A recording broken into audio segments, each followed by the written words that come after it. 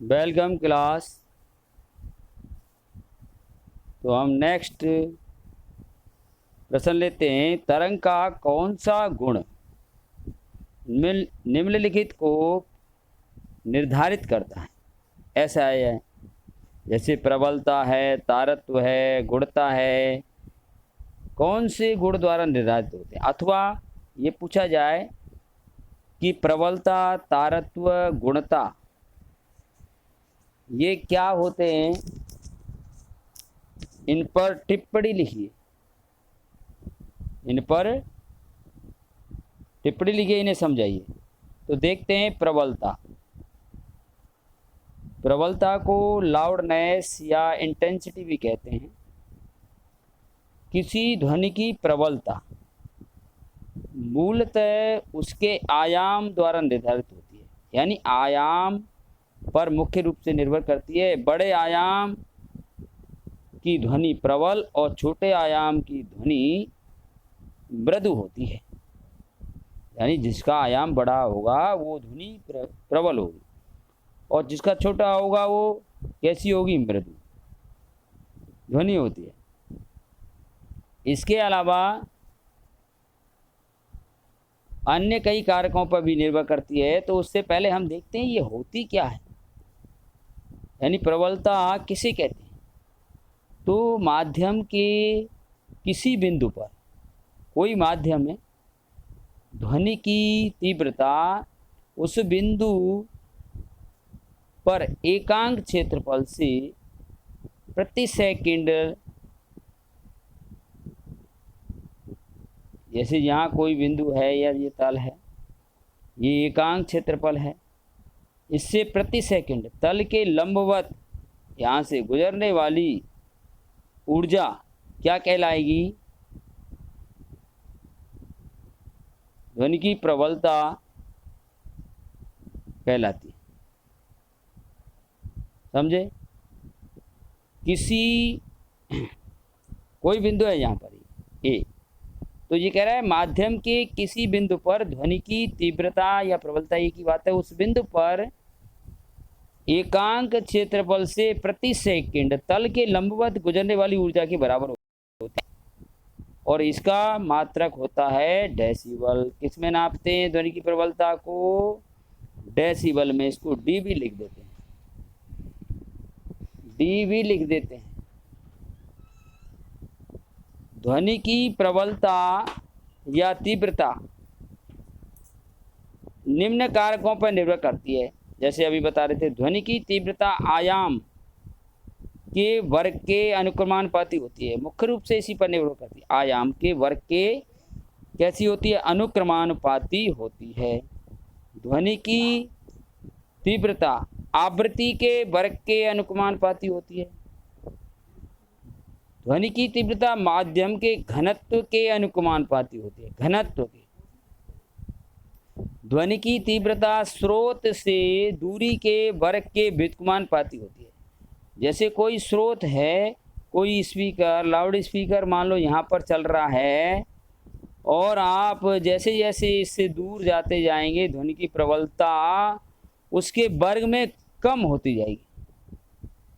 व्युत्क्रमानुपाती, यानी इससे स्रोत से हम दूरी दूनी कर दें तो ध्वनि की जो प्रबलता है 1/4 रह जाएगी, चौथाई हो जाएगी।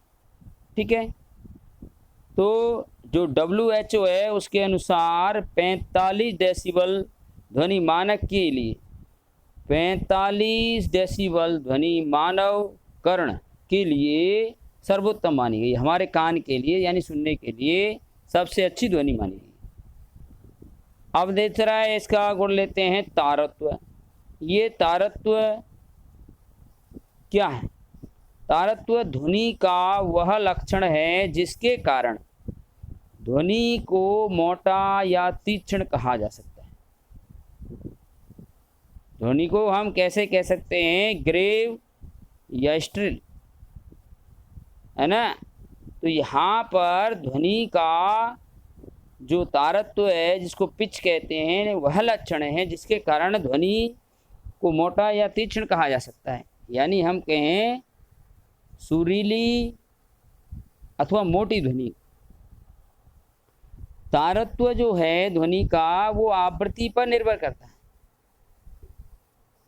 और आवृत्ति के ये कैसा होता है, जिस ध्वनि की आवृत्ति ज़्यादा होगी उसकी तारत्व अधिक होगा, कम होगी उस पर कम होगा। तारत्व ध्वनि की तीव्रता पर निर्भर नहीं करता है, तीव्रता पर निर्भर नहीं करना, यानी तीव्रता पर डिपेंड नहीं करता। जैसे एक शेर के दहाड़ने की तीव्रता तो अधिक होती है लेकिन उसका तारत्व बहुत कम होता है, और जबकि एक मच्छर के भिनभिनाहट की आवाज़ बहुत धीमी होती है, यानी उसकी प्रबलता बहुत कम है लेकिन उसका तारत्व अधिक होता है शेर से।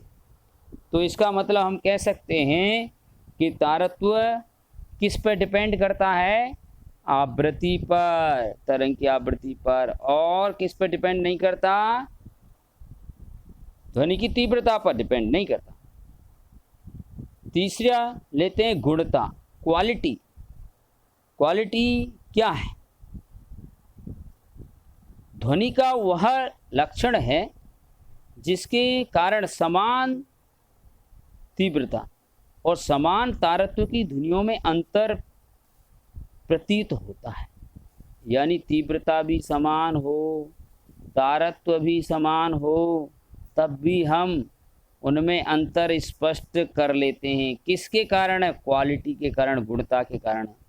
जैसे दो भाई हैं, उनकी आवाज़ की तीव्रता और तारत्व समान है, लेकिन फिर भी हम ये पता लगाते हैं ये राम की आवाज़ है, ये श्याम की है, ये छोटे भाई की है, ये बड़े भाई की है, छोटी बहन की है, बड़ी बहन की है, ये पता लगाते हैं ये वाला बोल रहा है। तो ये क्या है? समान तीव्रता है, समान तारत्व होते हुए भी हमें विभिन्न प्रकार की ध्वनियों में, यानी हम बिना देखे कान से ये पता लगाते हैं ये मम्मी की आवाज़ है, ये पापा की आवाज़ है। तो वो उसके कारण पता लगा सकते हैं, वो है गुणता, क्वालिटी के कारण पता लग जाता है। तो ये गुणता क्या करती है? समान तीव्रता एवं समान तारत्व की ध्वनियों में अंतर प्रतीत कराती है, डिफरेंस। अब लेते हैं तरंग दैर्ध्य से आप क्या समझते हो? वेवलेंथ, तरंग दैर्ध्य, इसका ऐसा ही मात्रक क्या है? तरंग दैर्ध्य क्या है? तरंग दैर्ध्य, वेवलेंथ, तरंग द्वारा एक आवर्त काल में तय की गई दूरी। भाई ये कल पढ़ाया था, जैसे ये कोई तरंग है, ये एक आवर्त काल मान ले एक चक्कर में यहाँ तक आया, तो तरंग द्वारा तय की गई दूरी यहाँ से यहाँ तक की ये दूरी होगी, ये तरंग दैर्ध्य कहलाएगी। एक आवर्त काल में तय की गई दूरी क्या कहलाती है? तरंग दैर्ध्य कहलाती है। और हमने क्या बताया? ये श्रृंग होते हैं ऊपर वाले, दो क्रमागत श्रृंग हो, जैसे यहाँ ये श्रृंग है और इससे अगला नेक्स्ट श्रृंग, ये दूरी लैम्डा कहलाएगी। तरंग दैर्ध्य, तरंग दैर्ध्य को किससे दिखाते हैं? लैम्डा से, ग्रीक भाषा का शब्द है, अक्षर है लैम्डा। दो क्रमागत श्रृंगों अथवा गर्तों, ये गर्त होते हैं नीचे पिट्स, इनके बीच की दूरी ये भी लैम्डा कह सकते हो, तरंग दैर्ध्य। तो ये इसकी विभिन्न परिभाषाएं हैं। तरंग द्वारा एक आवर्त काल में तय की गई दूरी को तरंग दैर्ध्य कहते हैं। दो क्रमागत श्रृंगों अथवा गर्तों के बीच की दूरी तरंग दैर्ध्य कहलाती है, अथवा दो क्रमागत संपीड़नों अथवा विरलनों के बीच की दूरी। पहले मैं बना चुका हूँ संपीड़न और विरलन। जैसे कोई यहाँ माइक है, ये बज या कोई घंटी है, तो यहाँ पर उच्च वायु दाब, ये सघन क्षेत्र, ये संपीड़न कंप्रेस एरिया होता है, फिर रेयर, फिर आगे क्या होता है, फिर CRC। तो दो क्रमागत संपीड़नों अथवा विरलनों के बीच की दूरी ये क्या कहलाती है? ये भी यहाँ से एक संपीड़न हो गया तो दूसरा संपीड़न तक की दूरी, और ये फिर आगे की, ये भी लैम्डा कह सकते हो। तो ये तरंग दैर्ध्य कहलाती है। इसको ग्रीक भाषा के शब्द ग्रीक भाषा का अक्षर है लैम्डा द्वारा प्रदर्शित करते हैं। और इसका जो SI मात्रक है वो मीटर होता है, क्योंकि तरंग दैर्घ्य क्या है, एक दूरी तो है, क्या है, दूरी। इसका SI मात्रक मीटर होता है। तो आज के लिए इतना ही, मिलते हैं नेक्स्ट वीडियो में।